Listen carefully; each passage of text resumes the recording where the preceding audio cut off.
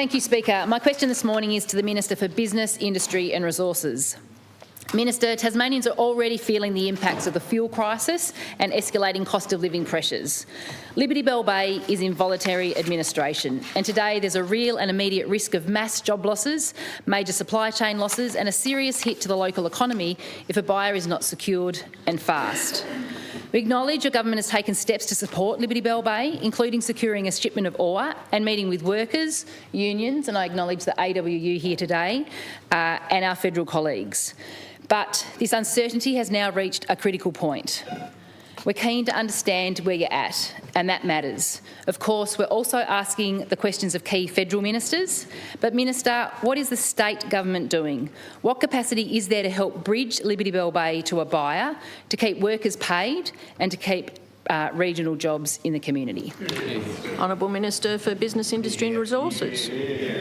Thank you, Speaker. And look, we recognise the prolonged uncertainty for workers at the site, Liberty Bell Bay, Temco, but more broadly their suppliers, the small businesses and the local community. They're in Georgetown, across the Tamar Valley and broader northern Tasmania. This is an unsettling time and the collapse of Sanjeev Gupta's GFG alliance around the world has sent shockwaves through much of the industrial base of the Western world. Tasmania hasn't been immune to that. So an administration process has commenced. Tasmania has been working closely with the administrators. We'll be having a Bell Bay response team meeting later today, and we'd expect a further update on the work that's being done currently there on site. We've also, in that process, stood up an information site, of which many people are aware of, which, if there's concerns about opportunities for retraining, for jobs matching services through our Jobs Hubs network,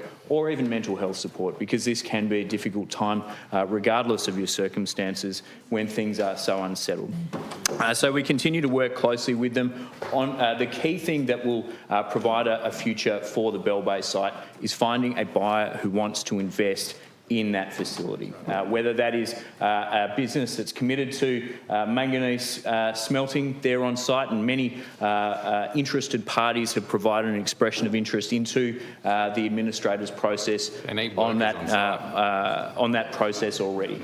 There is also potential other opportunities for that site given its vast industrial capability, and we know that there's interest there as well. The Office of the Coordinator General and the Department of State Growth have been working closely, receiving expressions of interest ourselves and providing them through to the administrator so that we can assist in this process. Now, Tasmania has been the one government that has provided support to the operation there with the provision of the loan for $14.5 million purchase of a shipment of ore for the site. We were very clear then that loan is about supporting the workers and the business on site rather than Sanjeev Gupta, and that's why we put the security arrangements around it that we did. That's very, very important because it has enabled us to put in place a receivership to secure our interests over that ore and to make sure that the Tasmanian taxpayers are protected in that process. Now, this will be a challenging few weeks as we continue to work through the sale, or as the administrator continues to work through the sales process. I understand that Is that the ABC?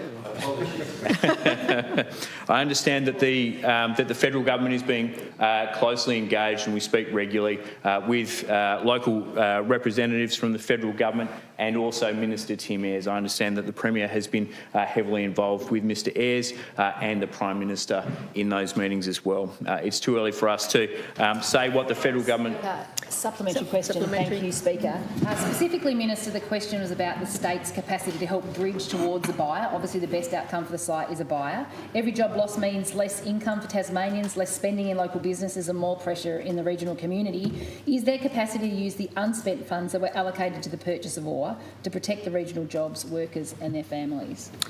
Honourable Minister. No, as we've informed people, that loan is now closed out and the purpose for which it was provided, the ore shipment, that or has been secured through the receivership process. Now, in terms of bridging, this may be an area where the federal government has some interest, but we need to be very clear. The Tasmanian state government doesn't have the capacity, it doesn't have the balance sheet to be paying wages for every person that's involved in an administration process. This is a challenging moment, but it is for the administrator as the responsible party to ensure that they meet their obligations. Order. ensure The only that one they who meet should be their speaking now is the Honourable Minister, Deputy Leader of the Opposition. I'm not sure why this is controversial, Speaker. Order. Administrators and the parties who are responsible for those businesses, in this case White Oak, need to be meeting their obligations to pay wages in an administration process. That is the statutory Honourable process. Member's time has expired. I'll go the Honourable Professor